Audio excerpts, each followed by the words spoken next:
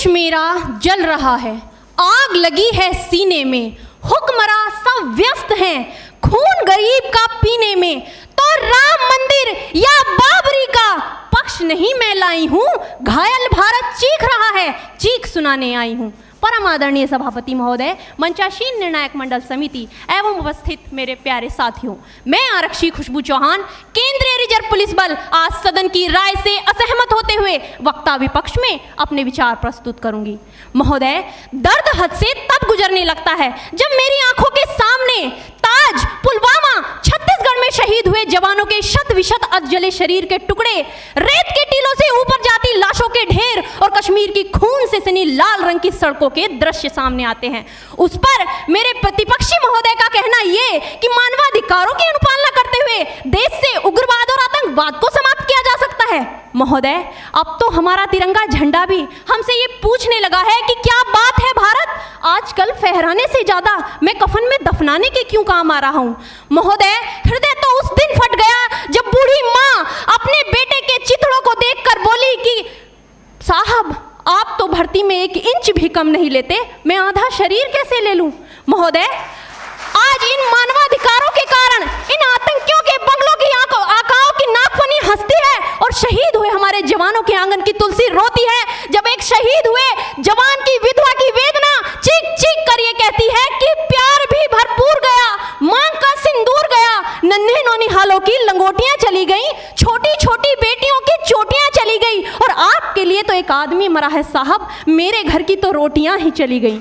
महोदय, किसी भी युद्ध को जीतने के लिए पहल करना सबसे ज्यादा आवश्यक है, क्योंकि इतिहास गवाह है कि पहल करके बड़े बड़े युद्धों के परिणाम बदल दिए गए हैं। परंतु आज मानवाधिकारों के कारण हमारे देश के जवान इस कदर बंधे हुए हैं कि अपनी ड्यूटी पर खड़े होकर भी वो आज पहल करने से डरते हैं, क्योंकि महोदय, भविष्य में उन्हें कटघरे में खड़े होने का डर सता रहा होता है। वो ये जानते हैं कि चाहे एक उग्रवादी की राइफल से निकलने वाली गोली को ये तय करना पड़े या ना पड़े कि वो किसे लगेगी, लेकिन हमारी राइफल से निकलने वाली हर गोली को ये निर्णय लेना पड़ता है कि चाहे वो किसी निर्दोष को लगे, दोषी को लगे या ना लगे, परंतु किसी निर्दोष को नहीं लगनी चाहिए। यदि ऐसा हुआ तो ना तो ये समाज हमें छोड़ेगा, ना ही तिल का ताड़ बनाने वाली ये मीडिया हमें छोड़ेगी। और महोदय, मानवाधिकार के तले किसी जवान को दबाकर युद्ध के मैदान में छोड़ देना कोई वीरता नहीं, एक आत्महत्या है। क्योंकि महोदय, फूल को श्रृंगार दो ये मुमकिन नहीं और एक वीर को झनकार दो ये मुमकिन नहीं। जो हाथ बांध दे सेना के, ऐसे मानवाधिकार का पालन संभव नहीं।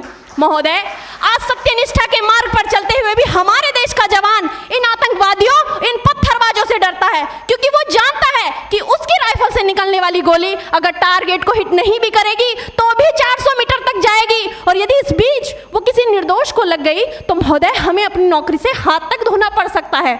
और महोदय, अपनी नौकरी को बचाने की खातिर एक जवान आज ये सोचता है कि चाहे सांप मरे या ना मरे, परंतु लाठी नहीं टूटनी चाहिए, क्योंकि आज हमारे देश के हालात कुछ ऐसे हो गए हैं कि चिरागों को हवाओं में उछाला जा रहा है, हवाओं पर भी रोब डाला जा रहा है। अरे हम ही तो बुनियाद है आंतरिक सुरक्षा की, और आज हमें ही नौकरी से निकाला जा रहा है।